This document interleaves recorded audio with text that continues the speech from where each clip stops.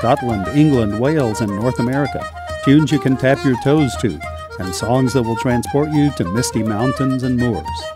This is Brian Kelso-Crow inviting you to join me for Celtic Connections. Listen to Celtic Connections every Saturday afternoon at 1 on KSJE 90.9 FM, Farmington.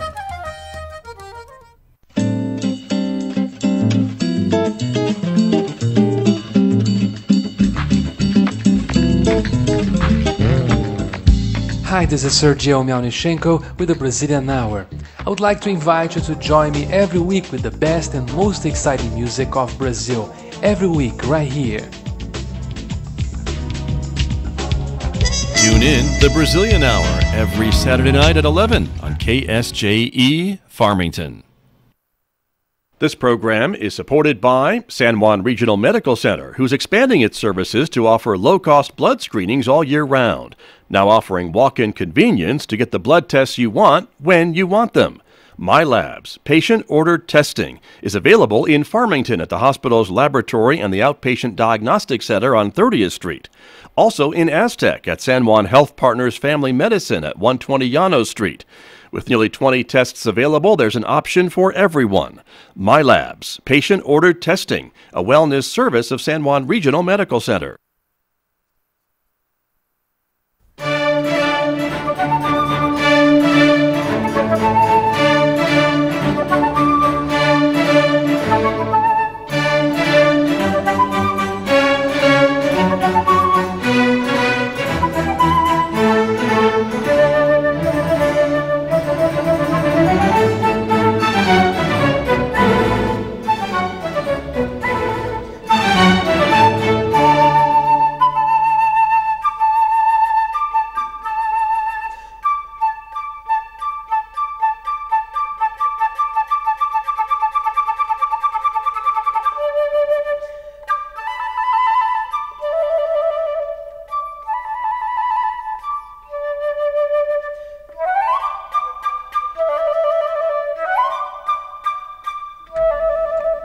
.833 KSJE, you're listening to the Scott Michlin Morning Program. Good morning to our viewers who are watching us today on the KSJE Facebook page and YouTube channel. We're showing you an image of the snow-covered Durango, Colorado, where they've gotten a lot of snow last week. I think, several storms, of course, that dropped several feet of snow in the Durango and La Plata County area, and we're showing that to you right now. The train station, of course, in Durango, and still some snow in Farmington as well, of course, on the ground, but it is melting, and it will probably be melting all week with a look at our weather forecast outside.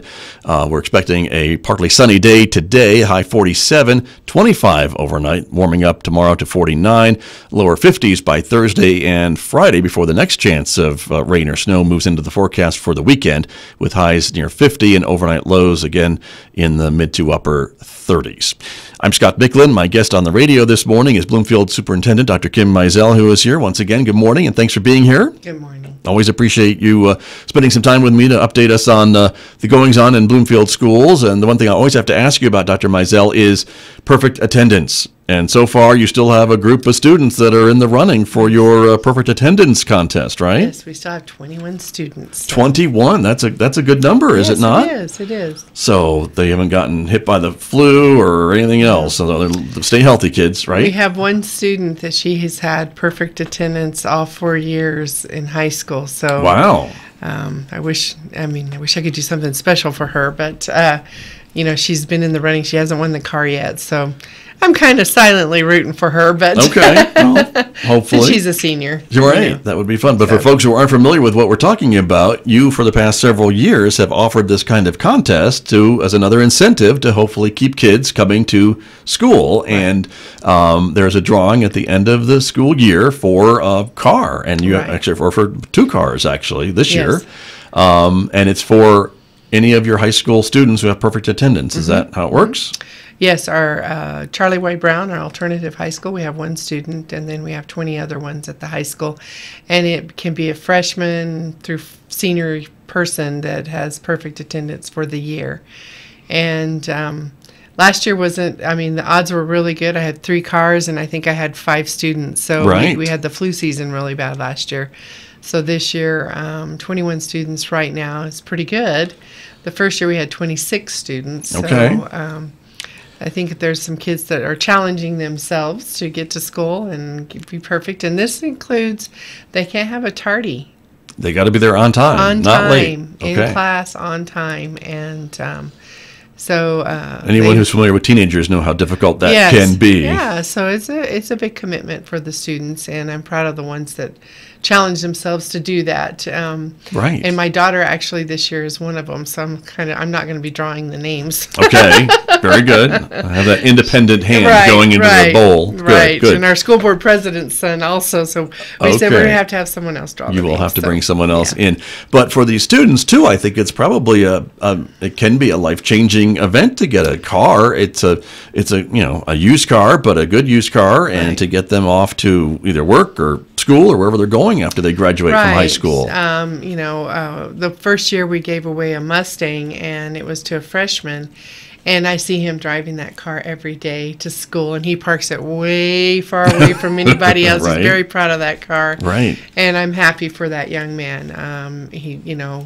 I'm sure, some of our families, they really don't have a lot of additional income for anything like that for their children, and they rely on the bus system or whatever. But I've noticed that he's gotten a job, and just kind of watching him from the sidelines, seeing how it's impacted his life as a young man.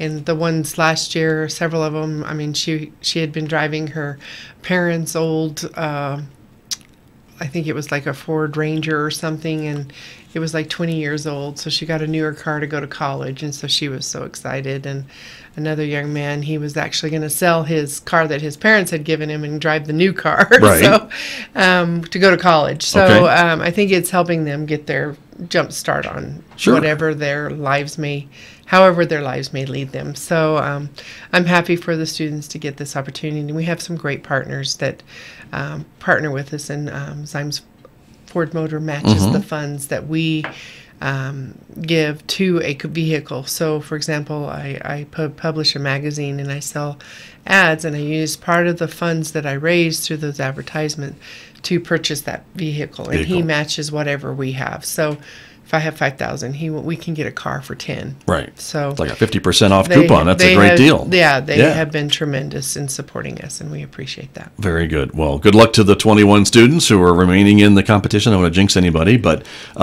we hope they all last till the end and get a chance to win one of those 2 cars you have to give away this year. That's exciting. Very, very exciting. Also exciting that I want to ask you about your sports teams not doing too badly. In fact, you have a state champion wrestler. Yes, we do. Luke Whitley, he won state champion for the weight class of 152, and I know it's been a long journey for him. Last year he struggled in the finals, but this year he won, so we were very proud of him. And we had quite a few other boys place, like 3rd and 5th and 6th, and it's if you ever go to one of those wrestling tournaments, you will be shocked at the physical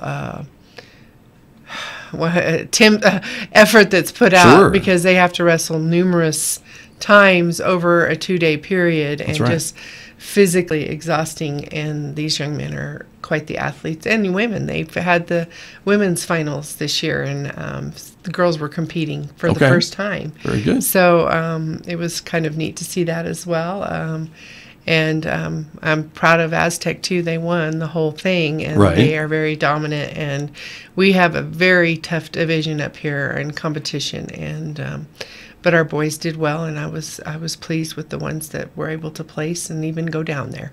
Yeah. Because very few make it on that podium. So we did all right. Well, congratulations to your wrestlers and your basketball, your boys basketball team doing. Yeah, they beat Maimira last night, and they're playing tonight for 2nd place. And right now, Gallup is ranked 3rd in the state. They are very, very good, and they're in our district. So if we were, I don't think we're playing them tonight, but we're playing for 2nd place right now. And we're hopeful. They had a rough start, but those boys have improved amazing, done amazing things this year. I really feel I went to the first game, and I was a little concerned, and because I'm a big basketball fan. Right. And but they have just turned it on at the right time, and I'm really proud of them as well. And so we have some amazing athletes, and I'm proud of the kids. Sure. Always nice to see over the course of a few weeks how a team can kind of Right. come together. Right. And it's all about timing, I'm told, right? And if they peak at the right time, they can do very well, maybe in the playoffs or what have you. That's a good sign of a coach, if Yeah, they can right. get the right time. So it's very challenging to get them to do that, but you manage them well. And we've played some very tough teams at the beginning, so that's why when I went to that first game, I went, oh my goodness, but I didn't realize that they were really difficult, highly ranked teams in the state. Right. And so our district play, we're doing much better. So I think that helped playing those hard teams because the boys had to step up. And True. Really.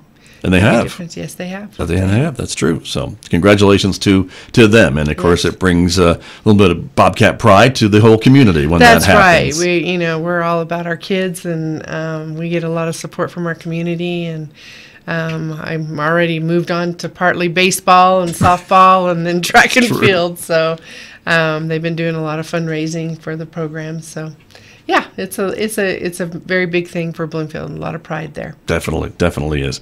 My guest this morning, Bloomfield School Superintendent Dr. Kim Mizell, is here. We are talking about some of the issues affecting Bloomfield schools or going on with the Bloomfield School District, like their state champion wrestler and doing very well boys basketball team. I do want to get back to education a little bit more too, and talk about this new assessment that the state is working on to replace the PARCC test, which I think people love to hate or just hated it or what have you. They had issues with it, and there is a new test that's being developed, this new assessment that will replace the PARCC. It's out for this year, and the Public Education Department has been working on putting something new together. Are they getting some input from superintendents and districts around the state? Well, they really don't have time for this. I see. They're Assessment really just putting window. it together. They just kind of put some.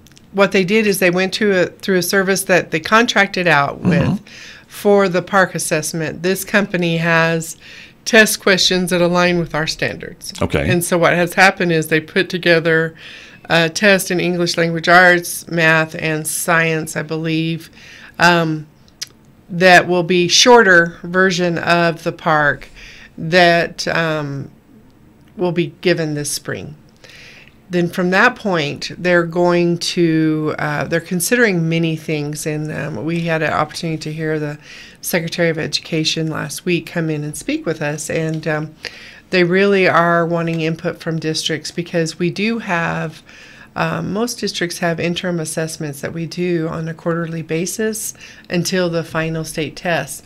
And they're kind of willing to listen to us about possibly using that as a form of progress monitoring for our students, but they need to have more dialogue with us and have a better understanding. But it is already a standard-based assessment that we give, because we're trying to monitor kids as they progress and get ready for the big state test.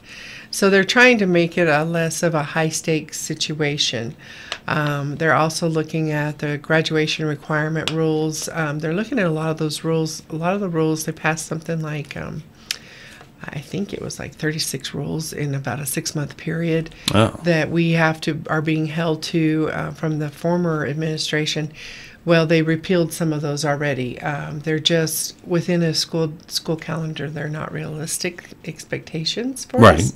Right. And so they're really being very thoughtful about what they're doing, but trying to facilitate the work that we're doing in the school district. So it's a good thing. Right. And I know to be visited. Right. When we talk about assessments, I mean, people love to hate testing. They feel students are tested too much, but there really isn't a better way to determine if students have learned what they're supposed to have learned in the semester or in the 8 weeks or 12 weeks or whatever it is. And at the end of the school year too, right? It's just to test them and find out what they know. I think the language that I'm hearing from the state right now is what's good for kids. What we have going on in our state, I don't think necessarily is good for students, making them feel less than they are based on a test that really isn't relevant to our area, maybe. I think that was the criticism of the PARCC. Yes. It is a Eastern East Coast assessment that was developed in the East. The language is not something that maybe our students are familiar with, and very challenging for our kids. And it's not that our kids can't do it, it's just that their background doesn't really mirror what they're being assessed on. And so I think the language that I'm hearing is that we're going to try to get more realistic with what we're assessing our kids about, and also be in more of a real-time scenario where we're saying this quarter they didn't master this standard and we are going to have to reteach or address it within that quarter. So a lot of times the cycle will be a 7-week cycle where we're teaching the standards. Mm-hmm.